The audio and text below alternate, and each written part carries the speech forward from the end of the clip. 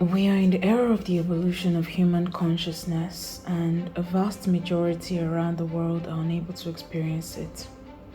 Not because they chose not to, but because the underlying network of enslavement that keep them blind is not immediately obvious to the ignorant or simple mind.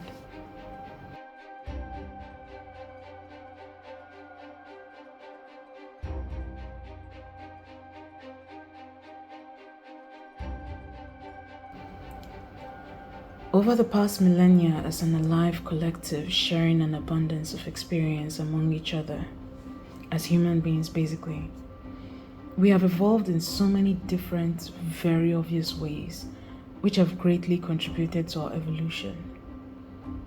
But in the process of evolving, something happened, and there was a divide. Or so I believed. But in reality, that divide has always existed. It's just an anomaly occurred, and the part that wasn't supposed to preside over the other, the bad part, did preside over the other, and thus the occurrences of today's world, the roller coaster driving us down the path of an inevitable apocalypse. Or so I thought, until something transcendental occurred in my mind. And in this once-in-a-lifetime occurrence, I discovered that only a select few around the world shared this experience. What a wonder. But this particular discovery devastated me, and I'll tell you why. I waited this long to do what has resonated in my soul for ages, all because of a deep-seated fear of being seen, imposed from my time of entry into this realm. That's how efficient the system runs. I was forced to water myself down, conditioned to be accommodating, no thanks to the laws, dictates, and biases imposed on the mass population by the presiding powers of today to enable control. And only when the veil thinned around my eyes did I realize that we all were victims of the existing systems of the world. And because of this, I rebelled. I actively challenged the norms and asked the questions that everyone else around me purposefully blurred out of existence, because I absolutely hated the fact that they considered us so conditioned, that something that was so clear to see was blatantly playing out before the eyes of the whole world, and the only solution we could think to prefer was ignorance. But here's the thing about said ignorance. It is the very tool that the bad parts used to preside over the minds of the vast populace of the world, over you. Of course, it wasn't your fault. I mean, our ancestors went through the cruelest of subjugation from the bad ones, and one trait about villains: they're relentless. We're not, and that was by design. They went through such great lengths to execute the most inhumane form of psychological, physical, mental, emotional, and therefore spiritual torture, just so we could inherit the very thought processes they've used to govern us all our lives. Until today. You see, when a rubber is stretched, it responds to the force being applied and expands at the range that its handler pushes it. But it can only stretch so far. The ones who were destined, I still don't know how it happened, but the ones who were destined snapped. And something deep inside of them was awakened. And suddenly, like a wake-up call, we could see the illusion, the lies, the deceit, the enslavement upon which the current systems were built on, and we hated it. But because we've been made to think there's no way out, we stayed imprisoned, conforming to a system that steadily, relentlessly sucked away at our very life essence. On a personal level, it was a gruesome struggle battling the chains of limitation that wrapped tightly upon my mind, binding weights of generational enslavement onto my very soul. At several points in the life of me, the weight became so heavy that I would choose instead to lay down with them strapped onto my body like a second skin. But the feelings stayed, clawing at my already questioning awareness, and the loopholes kept getting bigger. And the bigger they got, the more urge I felt to fight the chains of conformity. And I fought. Oh, I fought. For so many years to put a word to how I felt. To know what my purpose is. Having all this wisdom. Why I feel all these feelings. Why I'm able to connect all the dots when I didn't have the platform or the presence or the means to deliver. Nothing came from asking these questions except having more questions. But one thing did happen. I developed a solution-attuned mind. And in developing a solution-attuned mind, just like many of us watching this video right now, I suddenly saw the possibilities. I can look at a problem and decipher 20 different ethical ways out. Figuratively speaking, though. Relatively, 2 to 6 at least. But the modes of execution, far from sight. Why? The strategic gatekeeper of all things that would lead to freedom. Everything that the bad parts claim to do for us has been commercialized. What I like to call short-term lease. You get a short-term lease on internet connectivity. You get a short-term lease on electricity. You get a short-term lease on housing.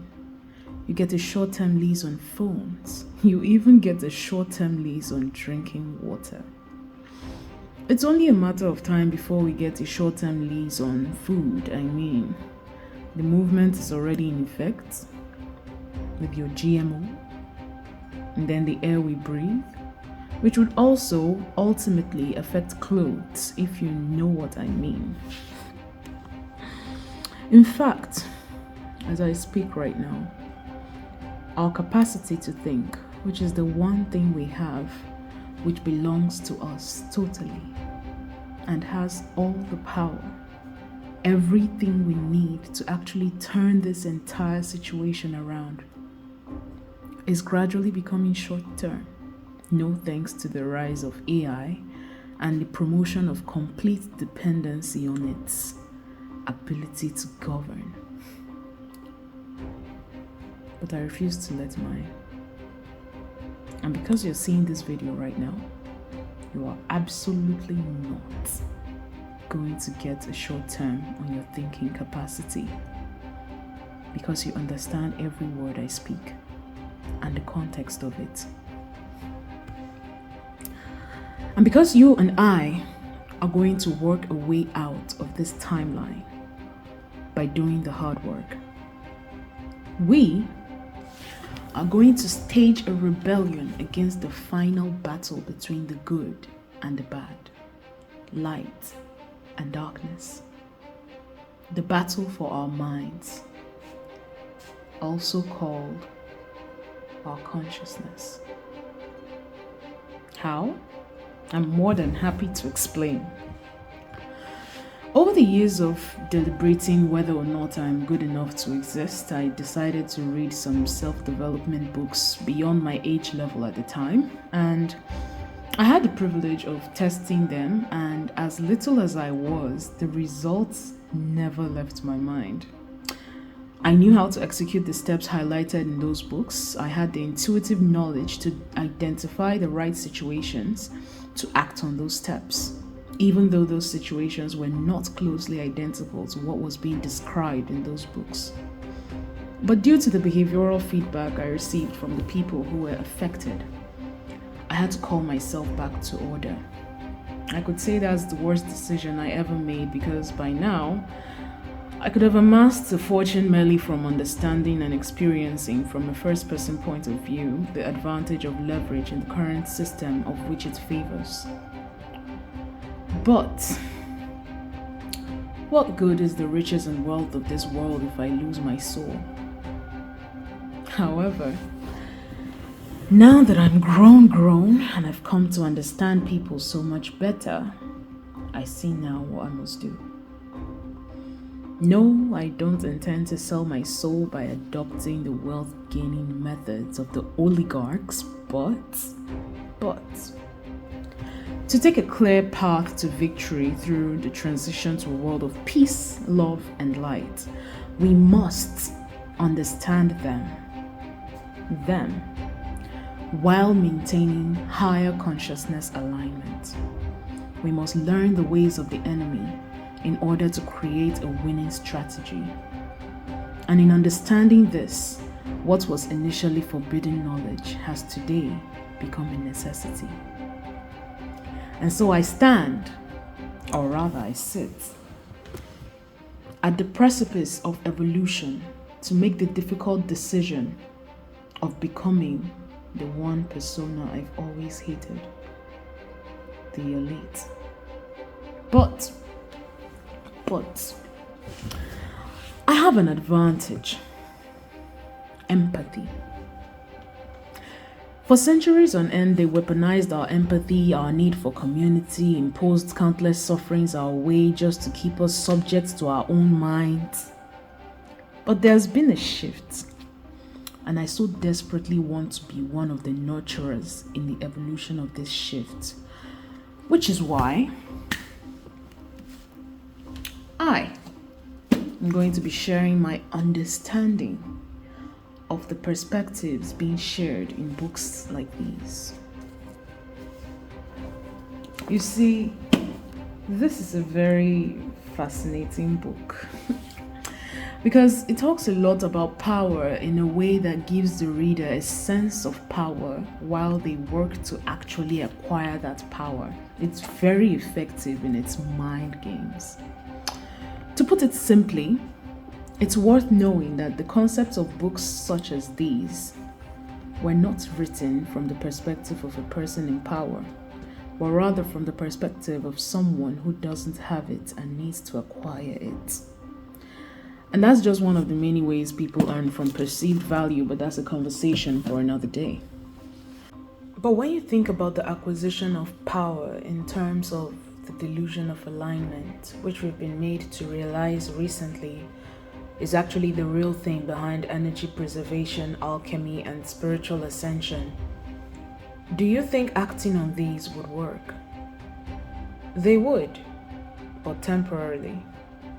Which is why the lot at the top are scrambling around right now, doing everything in their power to keep harvesting the energy of fear and doubt that has kept the human race enslaved for ages, and them superior over the human race, and nothing seems to be working because we already know what their moves are, and we are utterly tired of their disingenuous absurdity.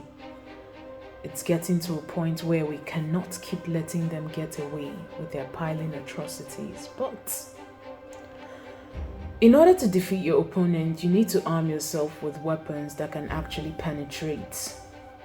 That weapon, my friend, is knowing. But at an innate level, think like them, but maintain your light. Knowing what is happening is what has kept me, you, and the entire world from spiraling into psychosis from our discoveries. Personally, it has nurtured me up to a point where I'm actually able to create a channel to let my always active gears run wild. And my friend watching this video, you better brace yourself, because if you intend to stick around, I will not be mincing words. What is it I intended to do again? Alright. I'm going to break down the thought processes highlighted in books like The 48 Laws of Power, objectively. And we are going to dissect the abstractions hidden between the lines and explore their contexts. I am going to make you think like me, and you must know beforehand, it's not pretty. You'll see things like you're looking through a kaleidoscope. So many different layers, possibilities, perspectives, but all it takes is knowing, and I'm going to help you achieve it. If you want to know what this will be like, all you need to do is subscribe, activate the bell button so you know when the next video is released, and I'll be with you in the next one. I'm going to be starting with the 48 laws of power, and we are not going to be starting with the first law, no. We're going to be starting with the preface, and you will know the reason why duly. And on this note, I say, stay tuned and good luck on your venture of existence.